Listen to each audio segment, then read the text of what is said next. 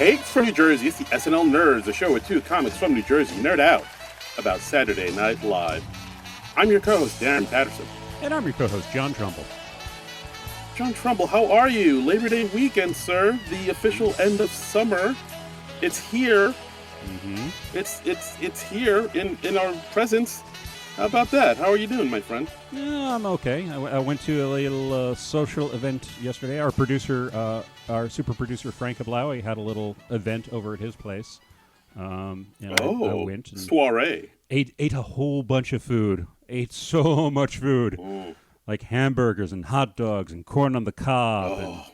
And there was like a little chocolate fountain fondue thingy. And yeah. Oh. Nom, nom, nom, nom, nom. Lots of food. Delicious. Lots of food. What about you? You doing anything big deal thing for Labor Day weekend? No. I'm just, okay.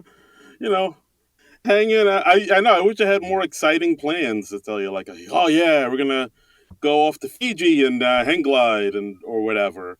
And I'm probably just gonna, sit around the house and scratch my butt and watch some movies. Okay. So well, thanks for that mental image. You're welcome, sir. You're welcome, listeners. So now you have that. Now you know how the big dog podcasters like myself party on the Labor Day weekend. Yeah. So we're going to do, this is like a little different from our usual format. There was some SNL news that dropped this week, and we decided instead of watching another SNL movie, although we got more of those in the works for the remainder of the summer, we decided to just do sort of a SNL State of the Union and talk about some of the cast departures that were just recently announced and what this means for the upcoming season. So we're going to talk about that a little bit. Yeah. Oh boy. I think this news dropped we're recording on Sunday. Mm-hmm. This news dropped, I believe, Thursday. And it's official now. Melissa Villaseñor, Aristotle Latari, and Mr. Alex Moffat not returning to Saturday Night Live. Yeah. I mean, really surprising. All these things. Well, I mean, some more surprising than others. Some are like, well, yeah, we kind of saw that coming. I definitely saw Melissa coming because I saw that she had posted some stand-up tour dates on Twitter, and there were dates in November in there. So I was like, oh, I guess she's not coming back because, yeah, you wouldn't book November stand-up dates if you were still on SNL. Yeah, I think somebody pointed that out too on SNL Twitter, which I follow religiously, where somebody saw that, what you just said. And I think one of the clubs, I forget which club it was, when they promoted her being at their club, it said, Melissa Villaseñor, SNL alum. Oh. And all these, I think somebody saw that and they were like, whoa, alum? Is she leaving? Yeah. And this was like a few days before it was official. Well, too, I mean, Melissa, we kind of saw this coming. This has kind of been in the works for a couple years. It feels like a couple seasons because she has a couple times vented a little bit on the social media that she's not been entirely happy there and that she wasn't getting the opportunities that she wanted or was hoping for. And so, so, maybe it wasn't the best fit. She's been on the show like 6 seasons, which I find amazing because I still think of her as sort of a newish person. I think that speaks to her not getting a good amount of airtime on the show. I mean, she was there. I wrote it down. She joined in 2016, which I believe was season 42. And she joined the show at the same time as Alex Moffat and Mikey Day. Uh-huh. And it's like, if you think about it, like you think of all the times you've seen Melissa in sketches and Alex or Mikey in sketches, and you realize, oh, they've all been there around the same time. And I've seen Alex and Mikey in way more than I've seen Melissa. They got much more established on the show. But, I mean, I don't know if that's an entirely fair comparison because, I mean, let's face it, white dudes are always going to be on the show more. We always need somebody to play those senators. I mean, those Trump twins aren't going to play themselves. Tell it, brother. Yeah, I mean, Melissa, great impressionist, but she just is a bit of a square peg in a round hole. It feels like. So she was always Yeah, going to be like an odder fit. She wasn't. I don't think she was ever going to be like a Kate or a Cecily. yeah. And All right. Well, I'm not let's saying break. that as any sort of knock on Melissa at all. At all. I mean, No, not at all. she's great. But She's ferociously talented. right. No, I understand what you're saying. Well, here, well, let's talk about this too, because like I just noticed that she actually tweeted about this on social media about her leaving, or like her Okay, see, official I was statement. wondering. I hadn't done a lot of investigation on this, so I didn't know if any of these three had made an official statement yet. Yeah. So on Twitter, and we retweeted it on our Twitter page at SNL Nerds Show. I don't She follow tweeted us that one. around. You bastard. No, actually, Yeah, she no. tweeted. This is 100% true. I follow it, and it never shows up on my feed. I never see the SNL Nerd Show account unless I like specifically search for it, and I don't know what that's about. We follow each other, We so you may would think it would show up in my feed, but no. we may have muted you. We may have blocked you. I'll look into that. Okay, all And right, see what's up. all right. Let's hear what Uh, Melissa has to say. all right. So she tweeted us around midnight last night. Okay. Oh, Um, this is always the so it great says time to tweet about your work situation is midnight on a right. Friday or on a Saturday. Nothing bad ever happens after midnight. Nope. It's all gravy. All right, so she said, "Oh, my sweet fans, my Melissa monsters. I know that saw me leaving the show, but I felt this was my soul telling me it's time to spread my wings. Lots more for me to dig in and discover. What an honor to experience my kid dream. What an honor. Forever grateful." Okay. And then she also goes on to say in another tweet, "People ask me, what's next? What's next? I'm like, chill, man. I'm going to be proud for a while, travel, enjoy life, do more volunteer work, Hmm. spend time with my family. From there, art blooms." Okay. All right. So she's recharging her So, batteries a little bit. It sounds like. yeah, absolutely. And Okay. and All right. Well, that's yeah, and that's fine. You're entitled to do that. I mean, because SNL has just got to be such a freaking grind. In doing that show for 6 years, I mean that's that's longer than like people like Belushi and Bill Murray have been on the show. So yeah, I mean, it's weird when you put it that way, but it's 100% true. yeah. No, very much so. All right. Well, so let's talk about each cast member who left Yeah. individual. We'll start with Melissa. Well, yeah. Um, yeah, like so I looked around on the Twitters and the Facebooks, and yeah, the consensus is it seems like they just really didn't know the writers. They really didn't know how to write for her, or like Yeah. they didn't know how to make best, I guess, use of her talent, which is Uh-huh. super disheartening. I mean, she had a few breakout moments. Mm-hmm. I mean, it's a good thing AOC came on the scene because like now she was there to play AOC. Yeah. Uh, That's going to be I Cecily mean, now. yeah. Oh boy. Oh boy. I don't want to say anything, but I was like, okay, here we go. She's the dark-haired one. I mean, yeah, she is. Yeah, I mean, there's ego, but I mean, I don't see that but happening. Yeah. yeah, I mean, she had great impressions. She did. Mm-hmm. I mean, but like the thing is, I noticed like her impressions were never like the main focus of a sketch. They were always I kind remember of one sketch that she had early on where it was her in bed with her character's boyfriend. It might have been Alex in this, and they were trying to do like dirty talk. She was trying to do characters, but she was doing like characters like her Wanda Sykes impression, and he was just like, no, yeah, this is not hot. This is, and that was a good showcase for her impressions. I think impressionists always have a bit of a tougher time on the show. Unless you're like an impressionist who does people who are in the news a lot, like James Austin Johnson.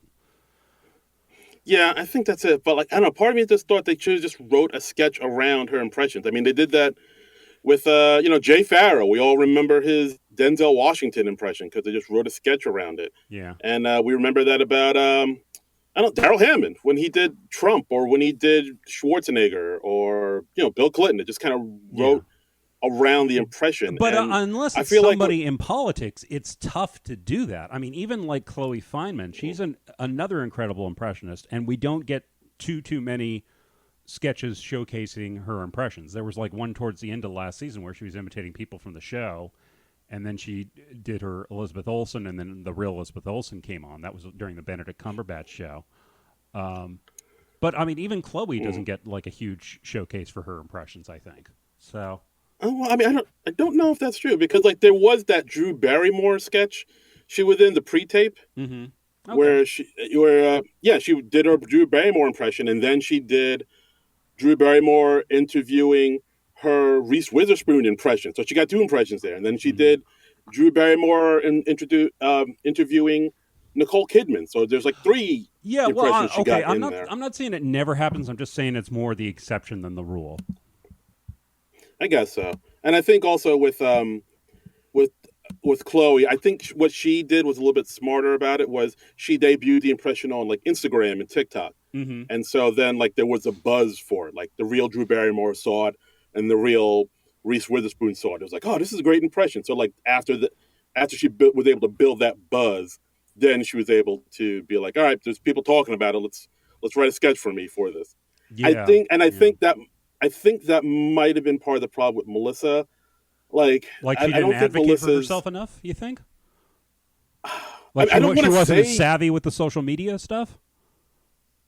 maybe. It seems like she's more of a kind-hearted, laid-back personality where she's like, hey, yeah, I'm here. I do all these impressions. I Yeah, hope I get one on. Whereas with SNL, like you famously have to be a little bit more savvy, even a little bit more ruthless in order yeah. to get your stuff I on. mean, it can be So cutthroat, that and you definitely do have to speak up for yourself because nobody else is going to speak up for you like you're going to speak up for you, and right, and we are in a different world now where cast members they have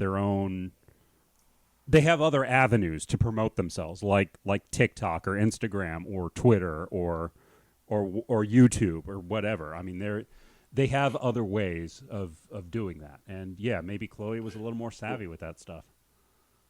yeah, maybe. But I mean, like Melissa did have her moments. I mean, the Dolly Parton thing when Yeah. on Weekend Update, I thought that was fantastic. I thought that was going to be the thing to like catapult her and like to the next level, but it I don't know, it really didn't. There And were also even other. that, I know she had to like sort of try for weeks or months to try and get that on the show.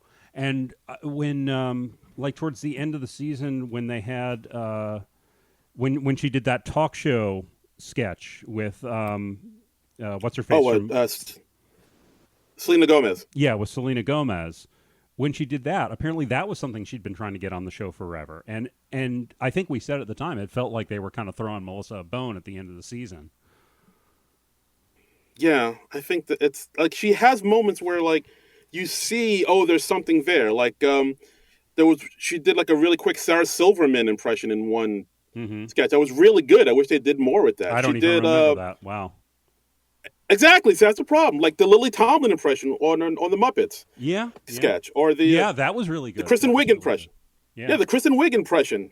I don't know. Like I don't know why they just couldn't write a whole thing about it. Like it's I just remember. such a weird alchemy to the show because like you have people who are like really really talented and then for whatever reason they don't hit big on the show and I don't know if you can't have like every single cast member hit. I mean there's some people who are just going to be Yeah, utility players and I feel like that's just kind of what Melissa turned out to be, you know. yeah, I guess so. Like there were moments where I thought like they were mostly on Weekend Update. I think that's where she really showed her talents. Like Mm-hmm.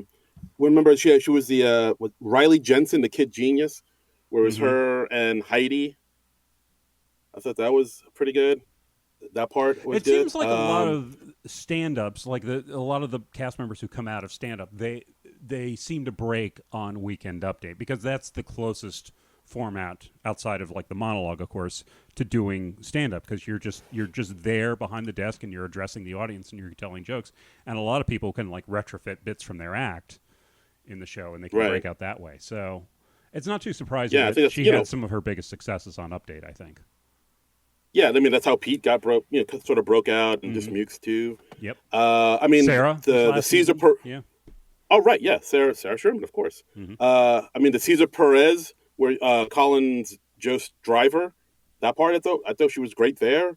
Uh, there was that one sketch I really liked, not sketch, but the Weekend Update segment that I thought that we'd see more of, where she was like every teen suspect, murder suspect from Law and Order. I remember that. I thought that was That was I thought funny. that was really interesting. That was a Yeah, funny that was a funny idea. That was a funny premise. Yeah.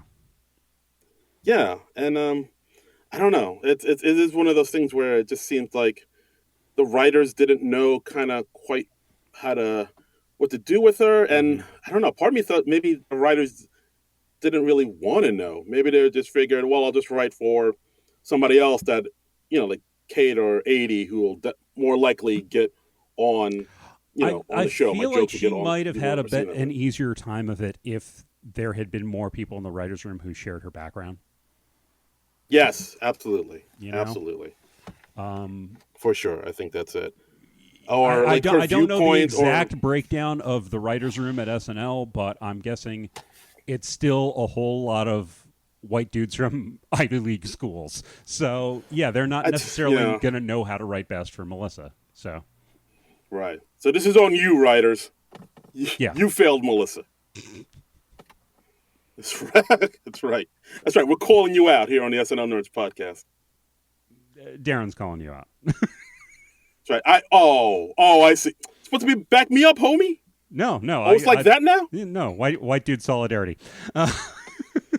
Damn. We're divvying this podcast along racial lines now. Wow. Wow. It's this come is how to I this find out. 4 years in. Damn, son. So I mean, that's Melissa. I'd say the other person who is not surprising out of this bunch who are leaving was Aristotle Atari. I think everybody could see this coming. Yeah, this was heartbreaking. I do not know what happened. I mean, it's bizarre. I've never seen somebody disappear that thoroughly in their first season, you know? Yeah, exactly. I mean, and also, like, this isn't like, if I can compare it to somebody else, this isn't like a Lauren Holt situation where right. Lauren Holt, she barely got on. There were times when she was on and she didn't even have lines. Yeah. And like the one time that she got like a Weekend Update segment on, it didn't really hit and it didn't do that well. So with her, I was like, all right, I can see it's not working. Right. But with Aristotle, he got stuff on. He got characters on. And the characters worked. People liked them. I mean, Laugh-In Tosh 3000 was a great Weekend Update segment. And that was adapted from his act. He did that. I saw a segment that he did that at one of the comedy festivals. And they revised the character a bit, like they did a makeup thing for him and made it look cooler, basically. I think he just had a screen around his head before, but yeah, I mean, he did that. He did the singer character, who's Angelo, whose name I was blanking on. I mean, and that did well. And then it's like, did he run over Lauren's dog? What happened? I don't know, but it seemed like Lauren was gunning for him. It really was. Like the first half of the year, he was there. Mm-hmm. He was doing well. He was getting on here and there. Yeah. He was getting lines. He got, like you said, Angelo, which people really connected to and really liked. Like, I mean, it was like a fully realized character. It was something that could have been like a Halloween costume. I feel like that Angelo could have really been the next big sort of reoccurring character. He had a catchphrase ready to go.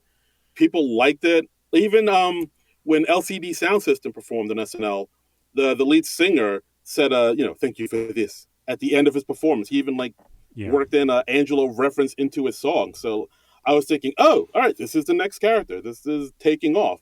And then around Christmas time, something happened.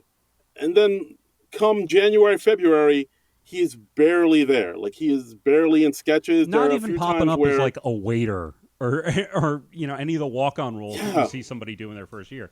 It was just, I think I've said, like, his picture should have been on milk cartons.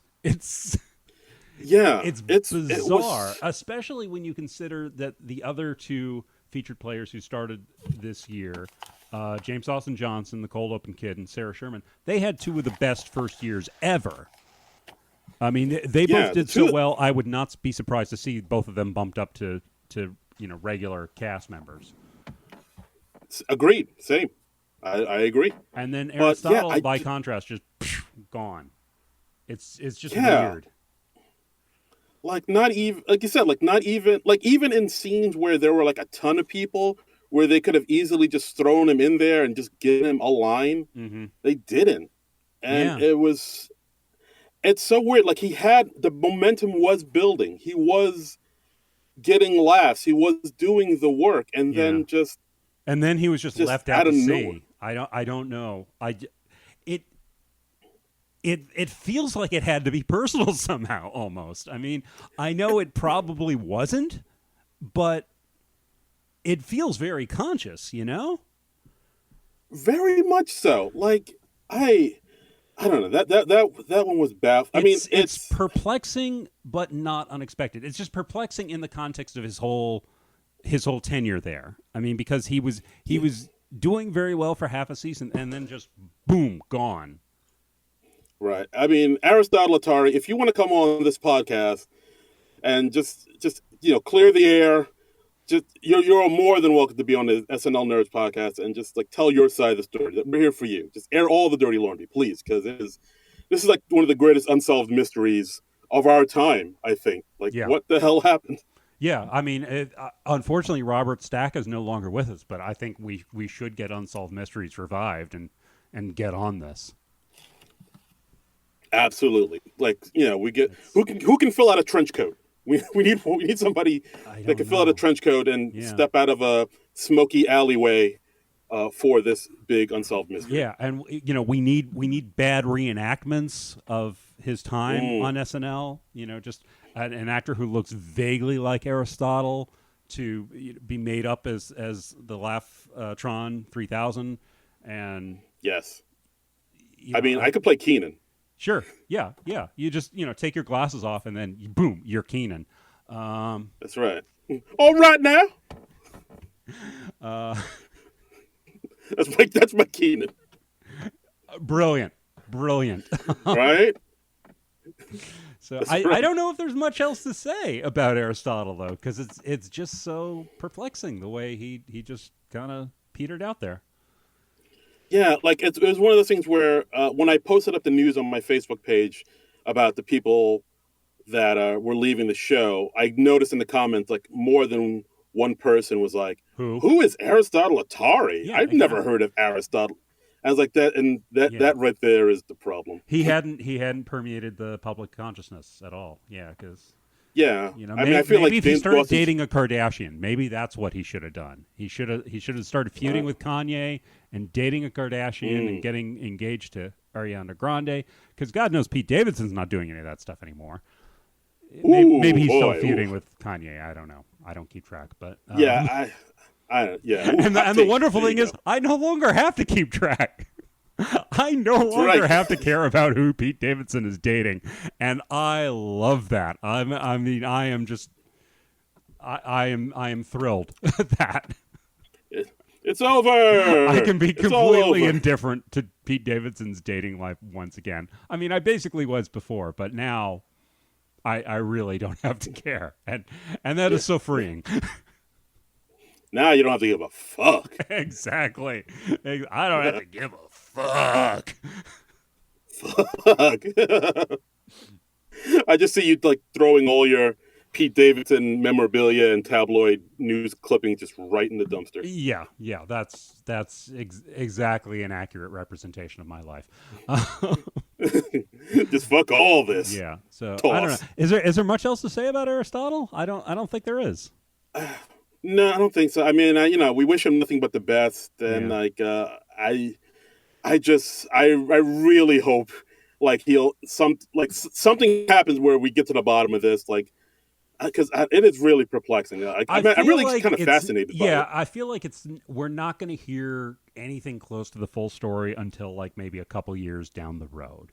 He's going to be interviewed Probably. in conjunction with some other project, and hopefully he'll be in something else that's a hit or a success of some kind, and then and it'll just be a footnote in his career. So yeah, I don't know. He deserved better. I'll say Yeah. that he deserved better. Yeah, it's Okay. just always so weird to just look at the show and see who hits and who doesn't, because it isn't really like the super talented people are the ones who hit and the untalented people are the ones who don't. It's not like that. It's much more arbitrary and random than that. Yeah, and there are people that haven't hit on SNL that gone on to have fine careers. Yeah. Robert Downey Jr., Jenny Slate. Yeah, I mean, it happens. Sarah Silverman. Yeah, Silverman. It's very possible that you could be a really talented, hilarious person, but just your form of comedy is not conducive to the way the SNL machine works. Yeah, I mean, it happens. Or it's just bad timing. Like you're the right person on in the wrong year. Like Janine Garofalo was like that. I think under the right circumstances, Janine Garofalo would have been amazing on SNL. Ben Stiller would have been great on SNL. But neither one of them lasted especially long. But I think they both had enough success in their careers that they proved. I mean, it's not because they were bad on the show. Maybe the show wasn't able to service them well. So service. Okay. But I mean, I think the really surprising announcement out of this bunch is Alex Moffat leaving, because this one, this was a shocker. Yeah, I mean he's somebody who's been on the show for quite a while. He's been on the show for 6 seasons, just like Melissa, but much more established on the show. And he's somebody I think of as one of the mainstays of the show. So he's somebody I'm really going to miss. I think out of this bunch, I will definitely miss Alex the most. Yeah, like for longtime listener to this podcast, that when he first came on the scene, we jokingly confused him with Mikey Day numerous times, calling him Alex Day and Mikey Moffat. Yeah, and that was because like joke.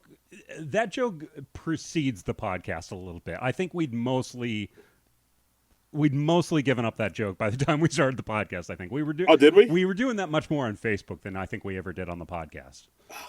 Oh wow! We've been doing this podcast so long. I don't know which end from up anymore. Yeah, we're doing this podcast. But yeah, the joke was because it was like Mikey Day and Alex Moffat. They started at the same time.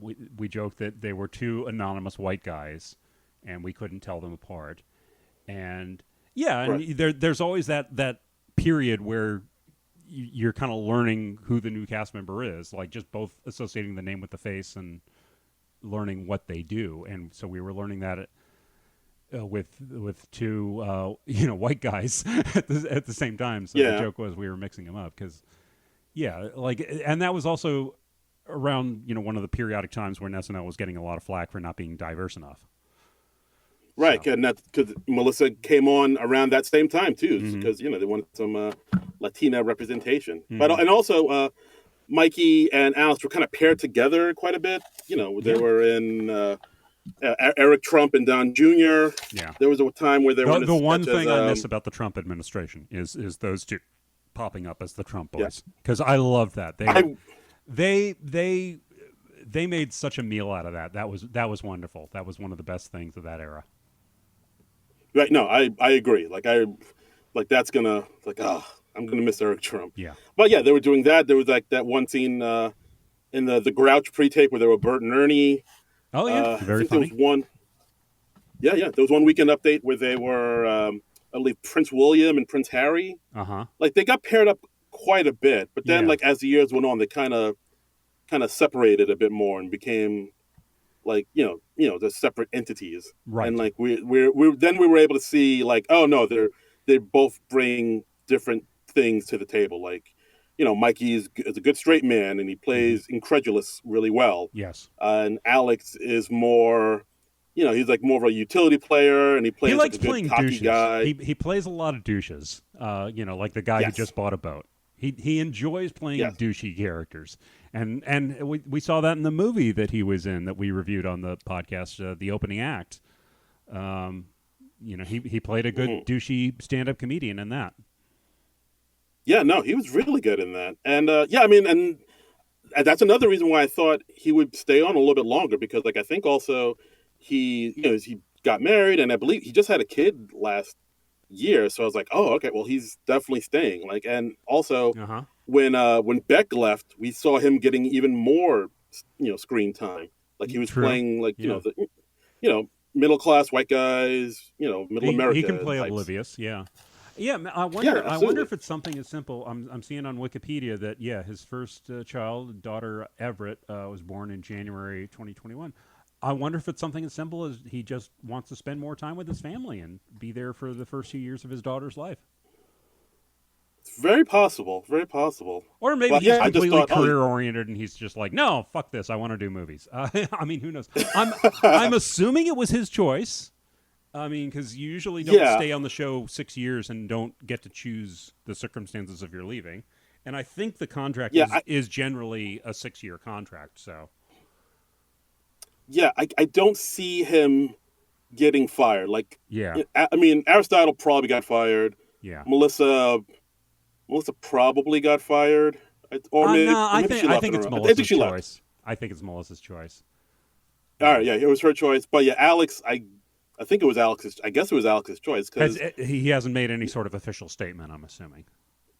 no. But I Okay. mean, yeah, that one really surprised me. But then again, maybe that's the way to go out. Like when people are saying, "Oh, you're leaving," I mean, Yeah. I wouldn't have mind if he stayed another year or two. No, But I maybe wasn't. that's I wasn't sick of Alex at all. I could have gone for yeah, another season or two of Alex, and it wouldn't have seemed unusual. Because I mean, people stay on the show longer these days. yeah. Maybe that's it. Maybe he didn't want to overstay his welcome, and you get out while they still miss you. Yeah, Is the way to go. I think that's a good way to do it. I think always leave him wanting more.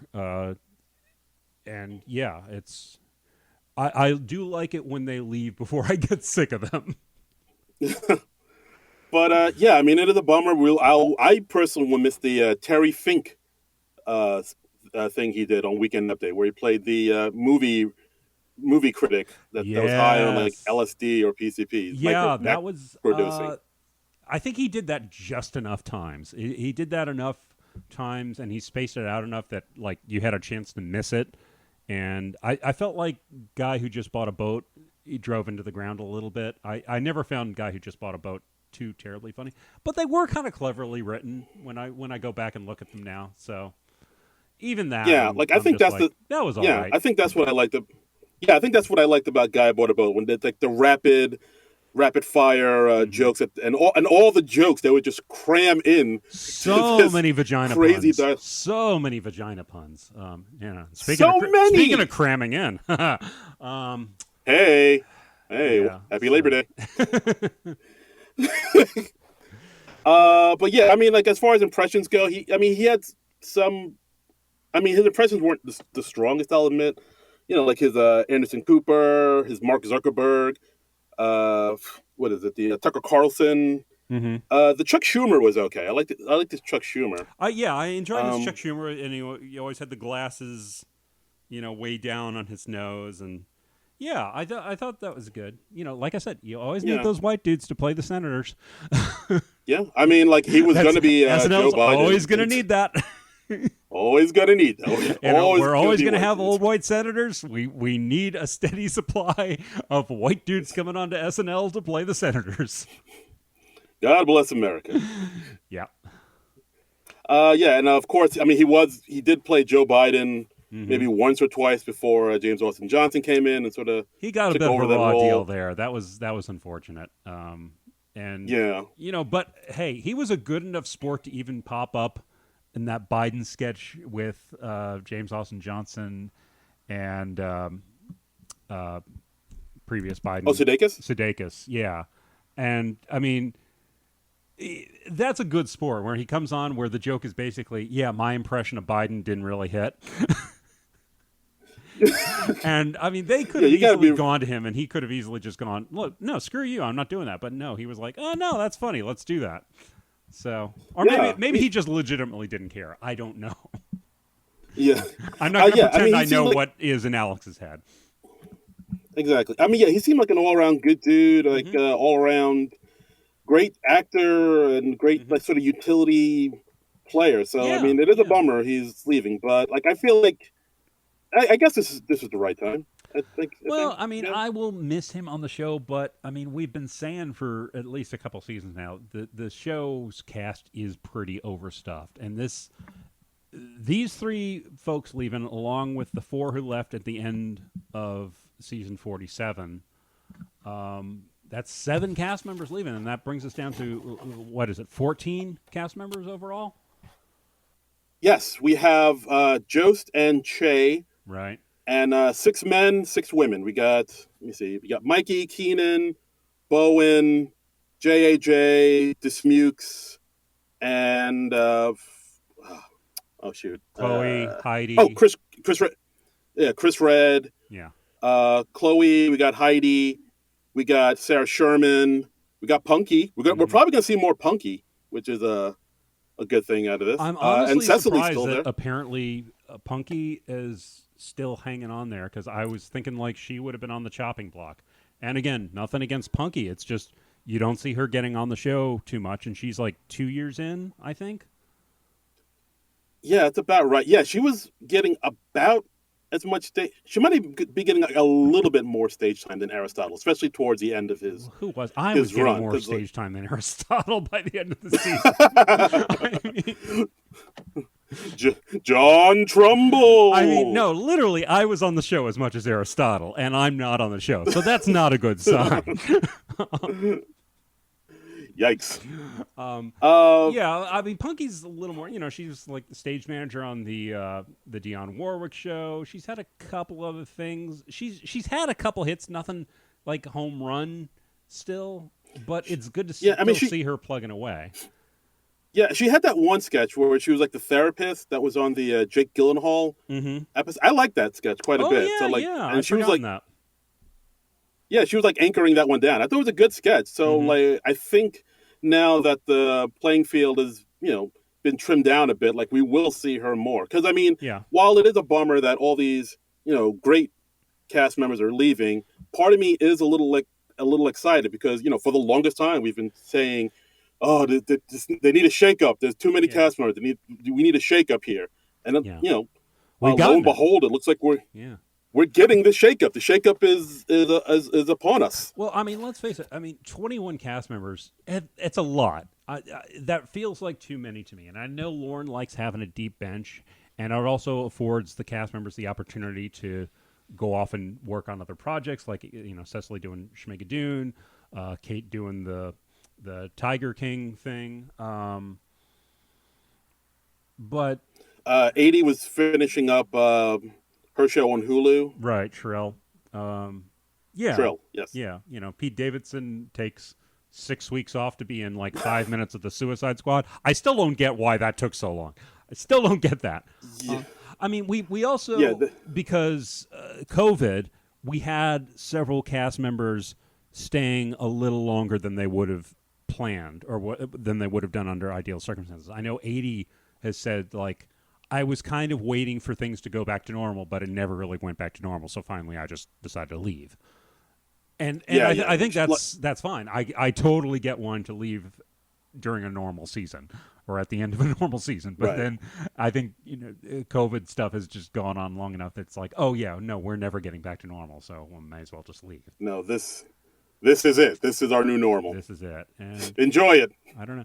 I mean, do you think this is it? Do you think we're gonna have sometime in the next month a last minute announcement that somebody else isn't coming back? Because like somebody like say Cecily Strong, I feel like it's totally up to her if she's leaving or not. And I know she was doing Schmigadoon. I think she's taken more time off to do more search for signs of intelligent life in the universe. I think I read she was doing that somewhere else, maybe out in LA or something.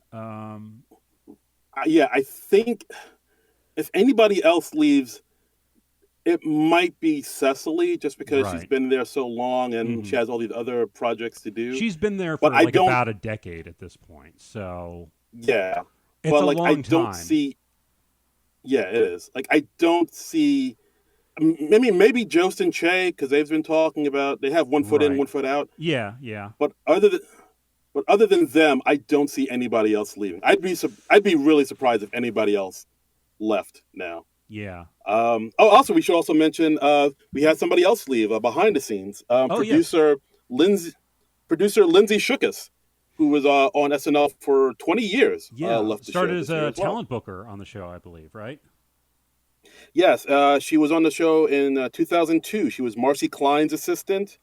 Then she was a assistant producer, co-producer, and then she became she oversaw the talent department, Mm-hmm. produced a lot of SNL specials, had a hand in getting Kristen Wiig an audition, and she was integral in hiring Heidi and Vanessa Bayer. Wow. And I mean, that's yeah, yeah, pretty amazing. she, yeah. And actually, it is actually. I also looked this up, and she also dated Ben Affleck for a while, and a few news outlets kind of led with that, other than her other Really? accomplishments. I hadn't heard that she had dated Ben. When did she date Ben Affleck? What year was this? Because like he dates I'll like look. super famous people. He dates like the Jennifer Gardners. He dates the Jennifer Lopez's. He occasionally even marries the Jennifer Lopez's. Yeah, I think it was. He I think it was dated like around somebody else 2018. super famous. I think. Yeah, yeah. No, sometimes he'll date a normie. You Yeah. know, he's down to earth. Okay. All right. But yeah, I think that, yeah, but like I think it was like page 6 where they were like Ben Affleck's ex leaves SNL. I was like, guys, she's done other stuff Well, they than know just their date Ben audience. Affleck. Page 6. That's what they do. Yeah, I That's guess funny. so. I hadn't heard So, that. That's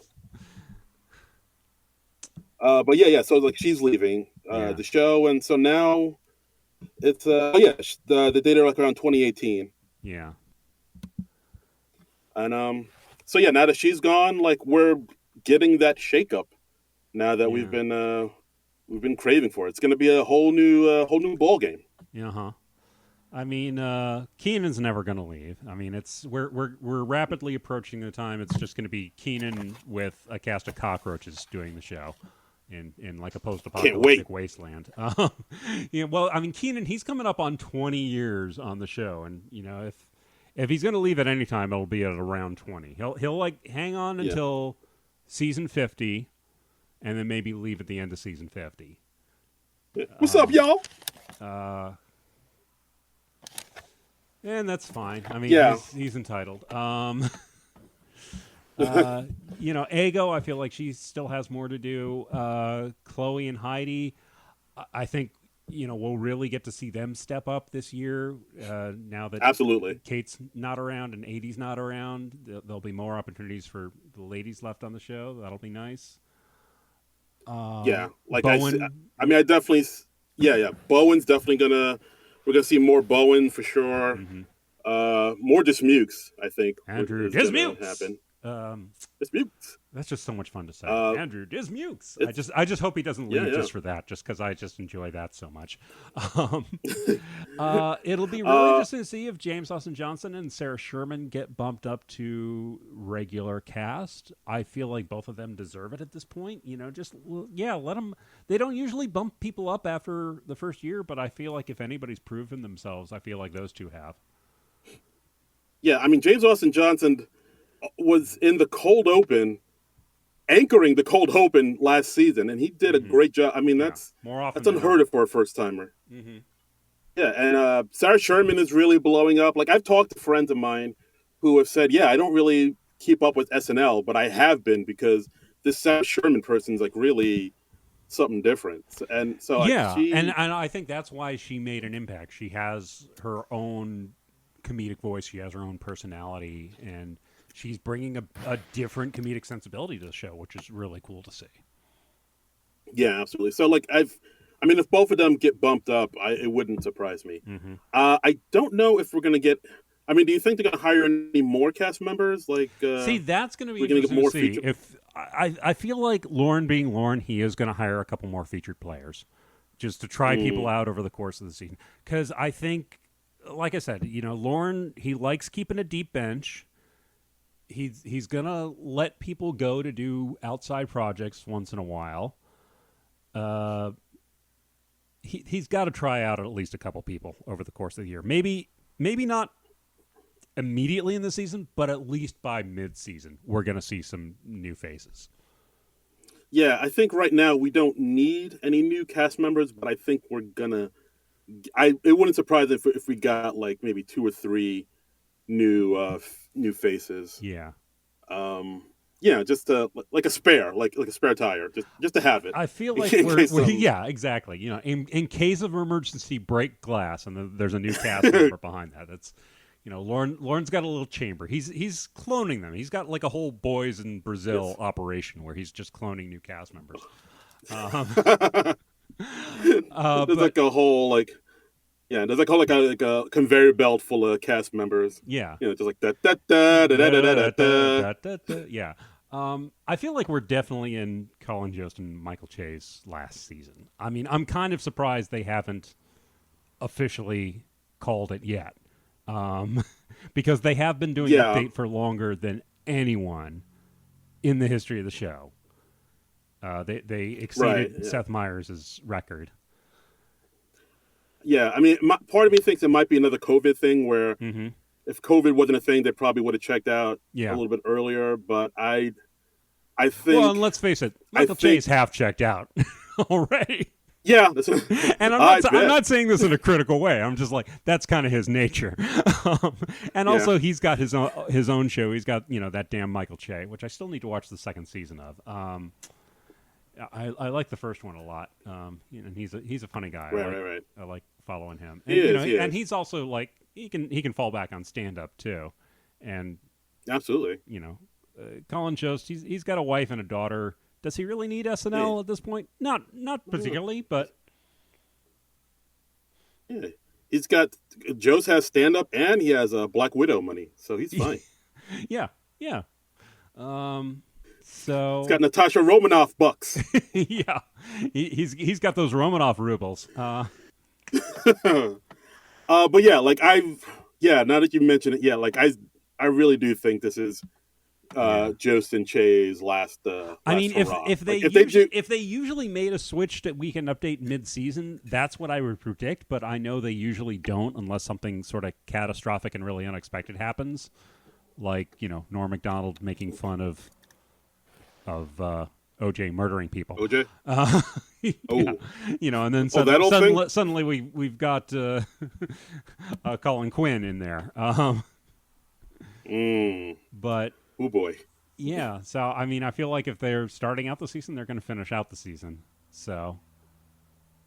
Yeah, I'd agree with that. I agree with that. So I wouldn't have predicted that. Overall, but that's what it looks like it's going to be. Yeah, I don't know. Do you think anybody else is going to announce leaving in the next month?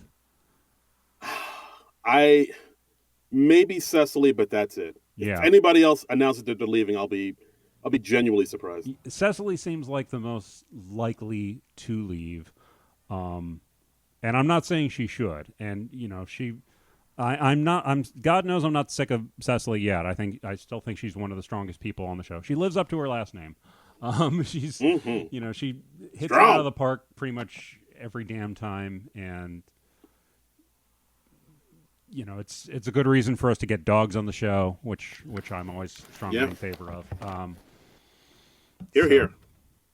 Yeah, I will miss her when she chooses to go. But you know, that's a nice thing about being on the show for a long time is you get to choose how you leave. So absolutely. So I guess that's it. Overall, it is a bummer that we're losing these 3 people. Some, you know, I feel like didn't get their shot. Some people like, you know, Moffat, I feel like they got more than their shot and they were able to show what they can do. They kind of left on a high note. I mean, I will miss him. Yeah. I'll miss him. And, you know, hey, Alex Moffat, if by some strange chance you are listening to this, you are also welcome to come on the podcast and tell us all about your SNL experience. We would love to give you an exit interview, sir. Right. Melissa, if you're listening, which I know you are, you, of course, are always welcome to give your thoughts on the SNL Nerd podcast. Yes. I mean, at least one of our followers said, hey, the first SNL podcast to score an interview with Melissa will become my favorite SNL podcast. And hey, we want that. No, she said that about Aristotle. That's it. Aristotle, because that would probably be the juiciest. Yeah, he'd have the most get all axes that. to grind. Yeah, let's get all that dirty laundry. Yeah. So That's the dream. anyway, yeah. I mean, we Right. we like interviewing cast members, is what we're saying, basically. Yeah, absolutely. Yeah, So, and you're hit under us up, no guys. obligation to the show anymore. You can say whatever the hell you want. Burn those bridges. Name names. Or if you had a nice experience, say that too. It's not as interesting. It doesn't get us as many clicks, but hey, whatever. We want salacious shit. We want the dirt. We want mud. We want to go Sling it. viral, is what we're saying. We want Yes. we want to do this interview. We want to like drop the podcast episode, and then we want to have that interview ripped off by 1,000 different outlets. And it's like on the SNL Nerds podcast, blah blah blah blah, and then we get like maybe 2 subscribers out of that. That's the dream. Yeah, that's right. Because that's how things work now. That's how things work. Yay. That's how things work. Things work. Yeah, we're good at showbiz. We are. Yes. Yeah, so we put out the word that we were talking about this here on the podcast, and let's read some tweets. Oh, we got some tweets. Cool. All right. I haven't seen did. these. This is going to be new to me. Okay. Friend of the podcast, Manette Maradi says, already said my feelings regarding Aristotle. SNL needs to get their act together and restructure the writer's room. Oh, damn! Because that's where the root of the problem is. The current head writers are stuck in the past and have no idea how to write for 20 years while also pushing 40 themselves. I guess maybe 20-year-olds. Wow. And then hashtag Celestian for head writer. Okay. All right. Who we are got the head writers now? I know Jost and Shay are head writers because, Update, it's become kind of traditional for the Update writers to be head writers. Who else are the head writers right now? Is Streeter Seidel a head writer? Is it Streeter? If he's not, he should so. be, man. I mean, Streeter Seidel is one of the people that I think is just consistently good. He's probably my favorite writer on the show right now. Yeah, no. I believe it's Streeter. Or maybe Ken Sublette or Brian Tucker. Okay. I'll do a little research and find out the answer to that. And we also got another tweet from. Okay, wait. We got.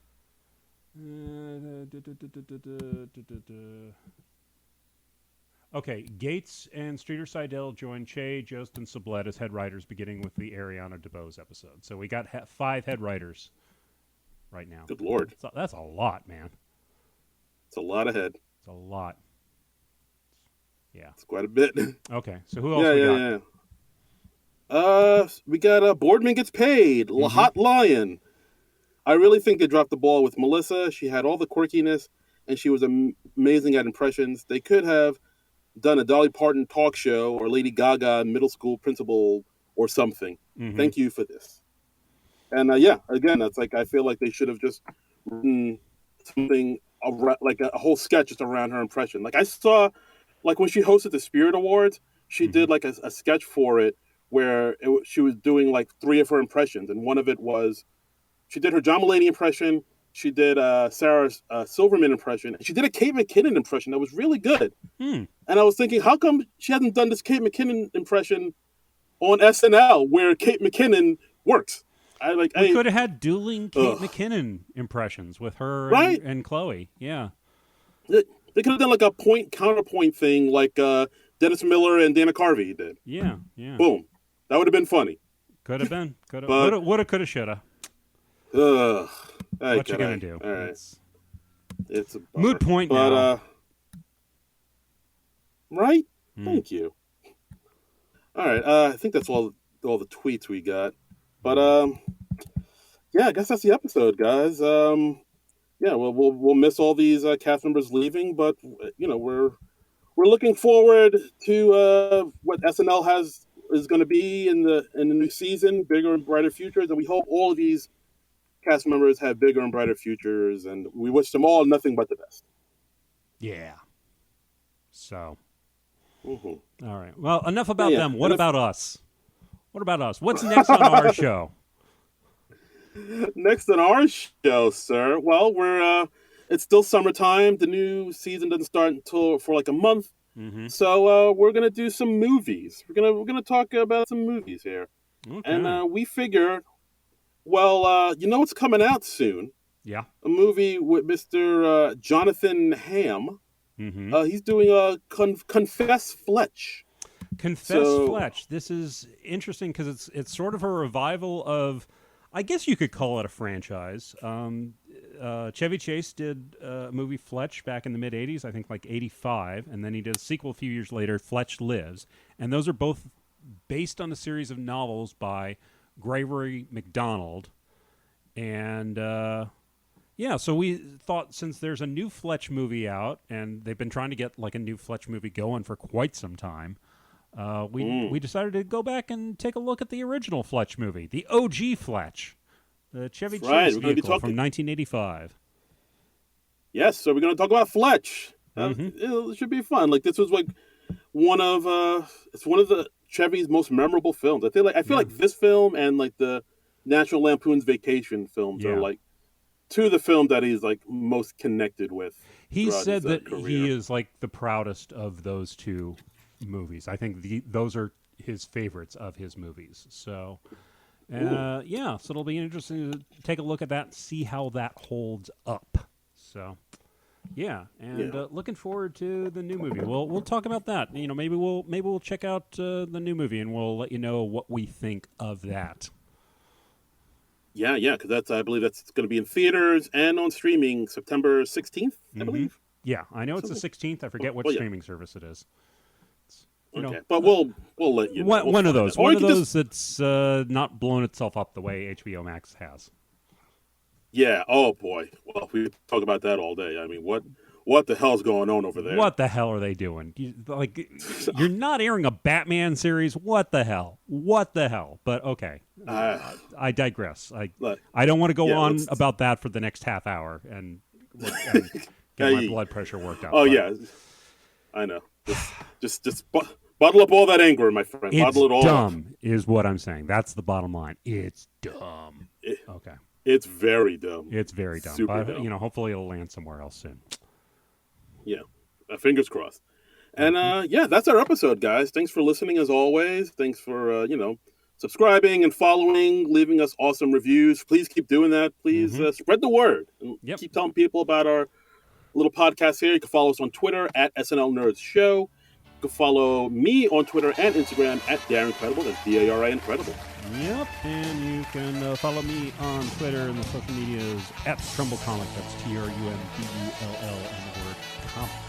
And just give us a follow at SNL Nerd Show on Twitter. Let us know what you think of the show and what we're doing here on the podcast. We always enjoy hearing that. And we'll be back next week. We'll be talking about Fletch. So until then, nerds out. This has been a non-productive media presentation. Executive producer Frank Hablawi. This program and many others like it on the Non-Productive Network is distributed under a Creative Commons Attribution Non-Commercial No Derivatives license. Please share it, but ask before trying to change it or sell it. For more information, visit non-productive.com.